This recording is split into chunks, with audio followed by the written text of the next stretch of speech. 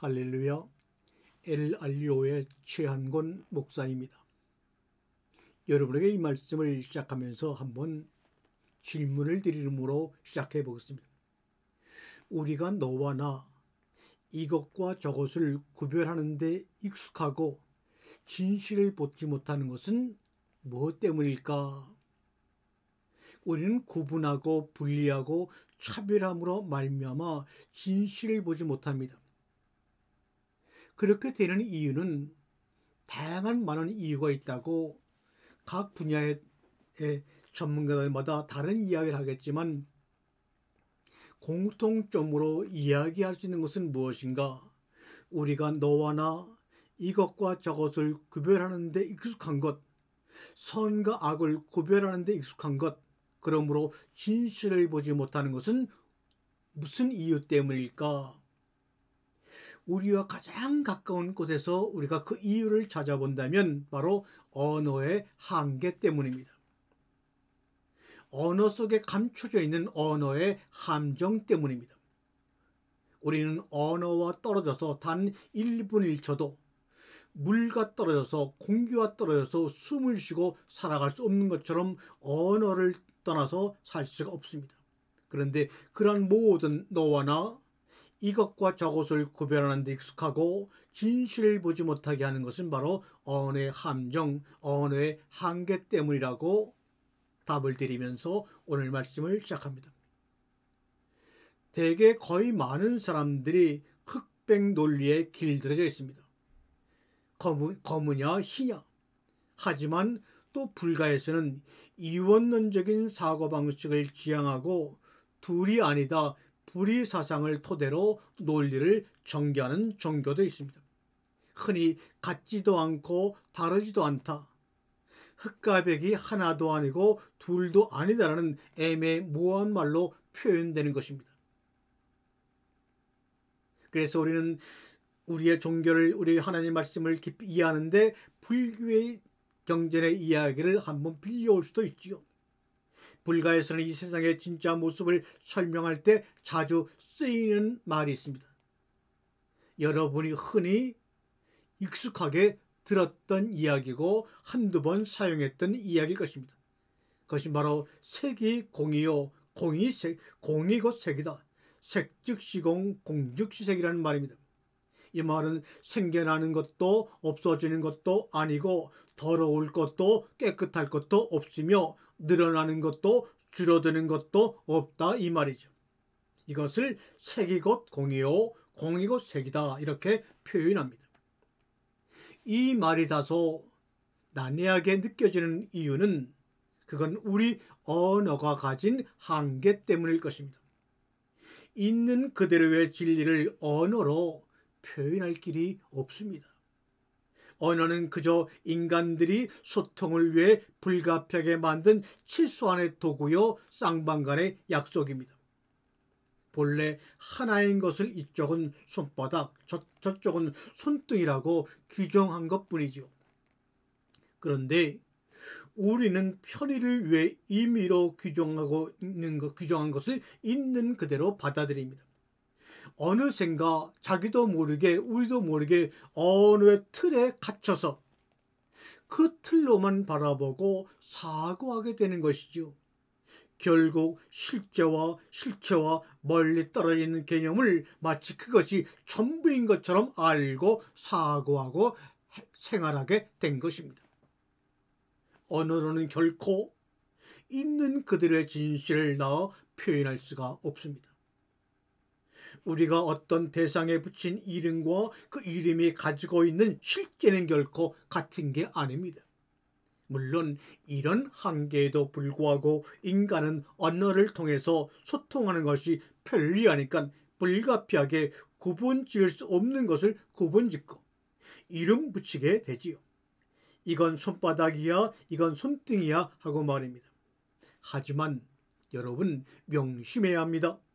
실제로는 그런 구분이 가능하지 않다는 걸 말입니다. 손바닥과 손등이 하나라고 단정할 수 없고 둘이라고 단정할 수도 없습니다. 하나도 아니고 둘도 아닙니다. 하나이기도 하고 둘이기도 합니다. 아리송하게 느껴지는 말들도 역시 언어의 한계 때문에 불가피하게 그렇게 표현한 겁니다. 마찬가지로 사람과 사람, 너와 나도 애초에 완전히 분리될 수가 없는 겁니다. 이 세상에 오직 혼자 힘으로만 살아가는 사람이 있습니까? 민족이나 국가도 언어로 규정된 관념에 사로잡혀서 전혀 별개의 존재처럼 구분짓고 살지만 사실 둘 다 지구라는 하나의 행성에서 두 발을 딛고 살아가는 존재들입니다. 결론은 하나입니다.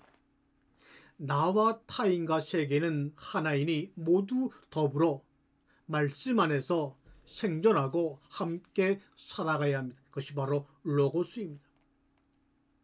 나도 타인도 세계도 무한히 변하는 변화의 물결 속에 살아가지만 그 변화를 움직이는 변하지 않는 만물의 근원이 바로 로고스 말씀입니다. 그분이 육신을 입고 오셔서 우리는 그분을 메시아 예수 그리스도라고 하는 겁니다. 우리는 오직 더불어 살기 위해 모든 열정을 바쳐 노력해야 합니다. 그것이 우리 인간이 살아가는 동안 마땅히 우선해야 할 일입니다. 그래야만 삶이 괴롭지 않고 자유롭고 평화로운 삶도 가능해집니다. 생명을 음악에 비유해보거나 악기에 비유해본다면 우리의 생명은 거대한 파이프 오르간이요 오케스트라입니다.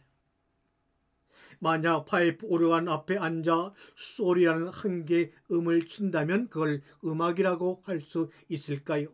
아마 논쟁의 여지가 많을 겁니다. 그럼 두 개의 음은 어떨까요? 솔, 라. 그때부터는 흥미로워집니다. 하지만 더 많은 음을 치면 어떻게 되나요? 이제는 사람들이 그 음악을 듣고 춤을 추기 시작합니다. BTS 방탄소년단의 노래와 음에 맞춰 전 세계 청소년들이 함께 춤을 추며 어울리는 것처럼 말입니다. 생명 또한 음악과 같습니다. 둘 다 과정이 중요하고 과정으로 존재한다는 점에서 그렇습니다. 한 개의 음은 우리에게 음악으로 느껴지지 않습니다. 아무리 뛰어난 연주자라도 한 개의 음으로는 아름다운 음악을 들려줄 수 없지요. 중요한 건 각각의 음이 서로 연결된 리듬 그 자체입니다. 연주자가 파이프 오르간을 연주하는 것은 시스템이 유전자를 통제하는 것과 비슷합니다. 유전자는 거대한 오르간 파이프 같습니다. 인간의 유전자 수는 대략 3만 개가량이라고 하는데 3만 개로 된 파이프, 3만 개의 파이프로 된 거대한 오르간을 상상해 보세요. 흥미롭게도 세상에서 가장 큰 오르간은 미국 애틀랜티시에 컨벤션 홀에 있는 오르간의 파이프의 개수가 자그마치 33,144개라고 합니다. 그렇다면 그 유전자 사이에서 얼마나 많은 상호작용과 교류가 일어날까요? 상상할 수 없습니다. 전문가들의 연구에 의하면 무려 2 곱하기 10의 72,403제곱이라고 합니다. 저는 이것이 무슨 말인지 얼마나 큰 건지 상상이 안 됩니다. 대략 10의 7만 제곱이라고 말할 수 있다고 합니다. 이 숫자를 다 적는다만 해도 A4 용지에 30쪽 정도가 필요하다고 하네요. 우주에 있는 별의 숫자는 10의 80제곱이라고 합니다. 현대과학이 발견한 아주 중요한 두 가지 숫자 10의 80과 10의 7만 제곱이 전달하는 메시지입니다. 우주의 크기 그리고 인간이 가질 수 있는 놀라운 가능성의 크기입니다. 그렇기 때문에 이 세상에 또 다른 나는 절대로 존재할 수 없습니다. 우리 모두는 누군가의 첫사랑이었습니다. 모든 삶을 기중한 것입니다. 3만여 개의 파이프 하나하나는 서로 조화를 이루며 생명의 음악을 연주합니다. 연주하는 과정이 시스템이죠. 연주자가 파이프 오르간을 연주할 때 그 음악은 단순한 음표의 나열이 아닙니다. 오르간의 일부인 튜브나 파이프 자체도 아니고 연주자에 의해서 만들어지는 통합된 활동입니다. 우리가 연주하는 것이고 따라서 우리가 살아있는 것입니다. 그렇다면 결론을 내려갑니다. 생명이란 무엇인가? 그것은 단순한 분자나 세포, 원자, 양자들이 아니라는 것은 확실해졌습니다. 개별 구성 요소보다는 그것들의 상호작용 과정에 달려있다는 것을 확실히 알 수 있지요. 이 세상의 모든 것은 그 자체로는 너무너무나 공허합니다. 혼돈합니다. 모든 것들은 다른 것과 상호작용을 통해 무언가 의미한 의미가 있는 가치가 있는 것으로 창조되고 태어납니다. 다시 말해 중요한 것은 사이입니다. 과정입니다. 주님은 창조 첫째 날부터 마지막 날까지 사이사이에 보시기에 좋았더라 보시기에 좋았더라 그 과정을 보시고 끝없는 좋음의 여행을 하신 것입니다.